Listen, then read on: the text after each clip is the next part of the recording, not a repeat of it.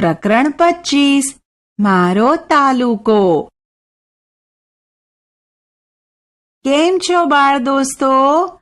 તમે બધા મજામાં છો ને? મિત્રો, તમે કયા શહેરમાં રહો છો? અમદાવાદમાં, ખરું ને?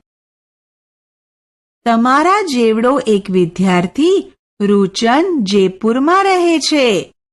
ચાલો આપણે તેના ગામની માહિતી મેળવીએ.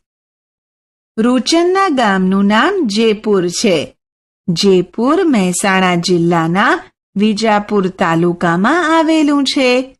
જયપુરની આસપાસ ફલું, આગલોડ, હીરપુરા અને હાથીપુરા ગામ આવેલા છે. ફલુમાં ઔદ્યોગિક તાલીમ સંસ્થા ITI આવેલી છે અને આગલોડમાં મણિભદ્રવીરનું પ્રખ્યાત જૈન મંદિર આવેલું છે. હીરપુરા અને હાથીપુરા નાના ગામ છે. વિચારો અને કહો.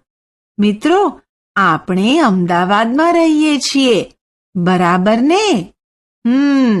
તો અમદાવાદની આસપાસ કયા ગામ આવેલા છે?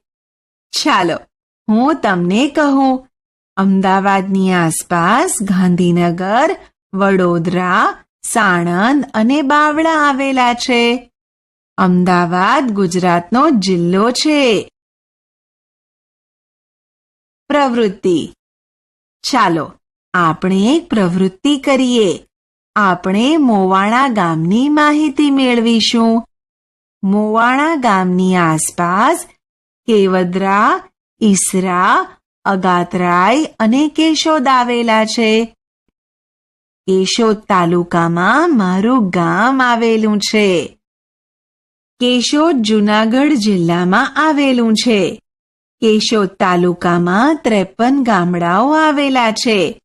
મોવાણા ગામની કુલ વસ્તી 2592 છે. મોવાણાથી થોડે દૂર ચોરવાડ આવેલું છે. ચોરવાડનો દરિયા કિનારો ખૂબ જ સુંદર છે.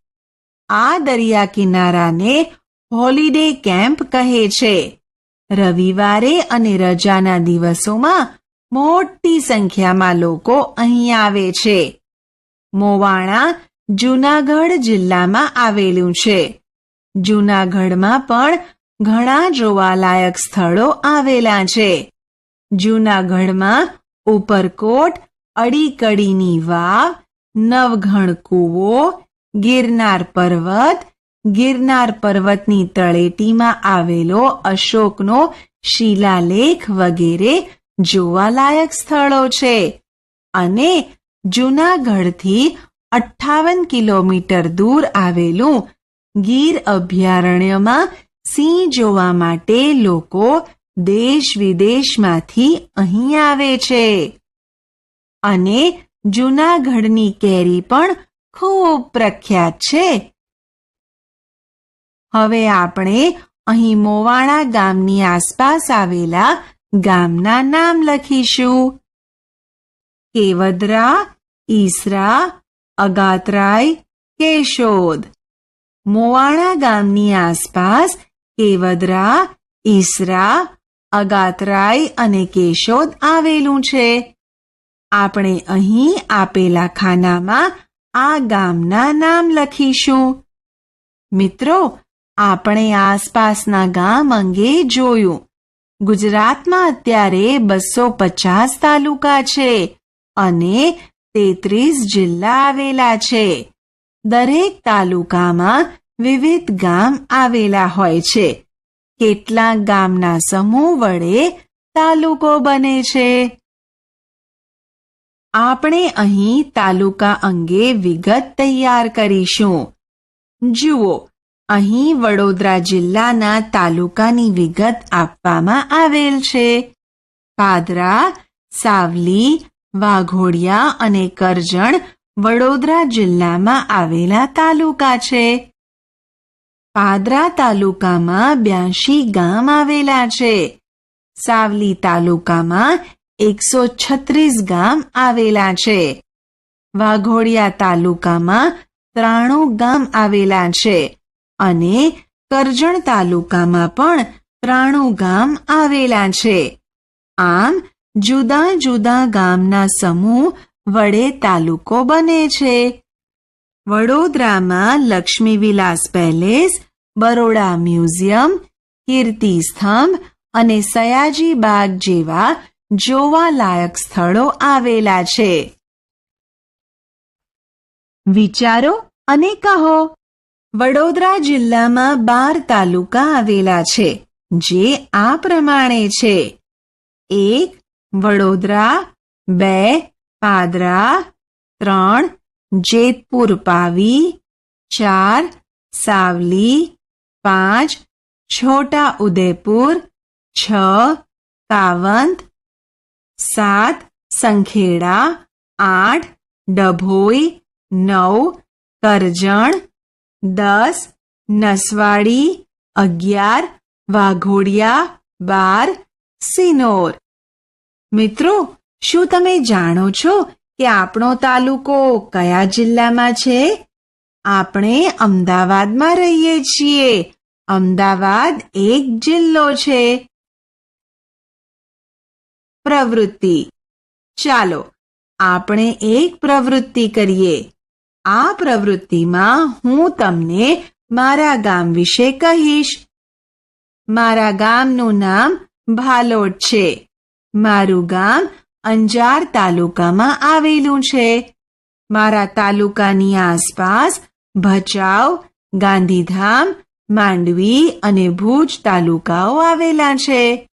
આપણે અહીં આસપાસના તાલુકાના નામ લખીશું: ભચાઉ, ગાંધીધામ, માંડવી, ભુજ. મારા ગામની આસપાસ બીજા અનેક ગામ આવેલા છે. વિવિધ ગામ મળીને તાલુકો બને છે. કેટલાક તાલુકાના સમૂહથી જિલ્લો બને છે. સૌનું ગામ, તાલુકો અને જિલ્લો વિવિધ રીતે અનોખી ઓળખ ધરાવે છે. આપણે અહીં અંજાર તાલુકામાં શું શું વિશેષ છે તે અંગે નોંધ કરીશું. આપણે અહીં અંજાર તાલુકાની વિગત લખીશું: પશુ, ઊંટ, ઘેટાં, બકરા. વાહન, સાયકલ, સ્કૂટર, બાઇક, ગાડી, ટ્રક, બસ. ધાર્મિક સ્થળો: માધવરાય મંદિર, ભારેશ્વર મહાદેવ મંદિર, સ્વામિનારાયણ મંદિર. જોવાલાયક સ્થળો: જેસલ તોરલ સમાધિ, અજયપાલ મંદિર, ભીડભંજન મહાદેવ મંદિર. આપણી આસપાસના ગામ આપણા પડોશી ગામ કહેવાય. જેમ કે ભાલોડ ગામની આસપાસ ભાડરોઈ, ભીમાસર અને ભુવાડ ગામ આવેલા છે, તો આ ગામો પડોશી ગામ કહેવાય. તેવી જ રીતે અંજાર તાલુકાની આસપાસ આવેલા ભુજ, ભચાઉ, ગાંધીધામ અને માંડવી પડોશી તાલુકા છે. કેટલીક વખત આપણા પડોશનું ગામ પણ બીજા તાલુકામાં હોઈ શકે છે. તમે તમારા આસપાસના ગામ અંગે વિગત જાણો. વિચારો અને લખો.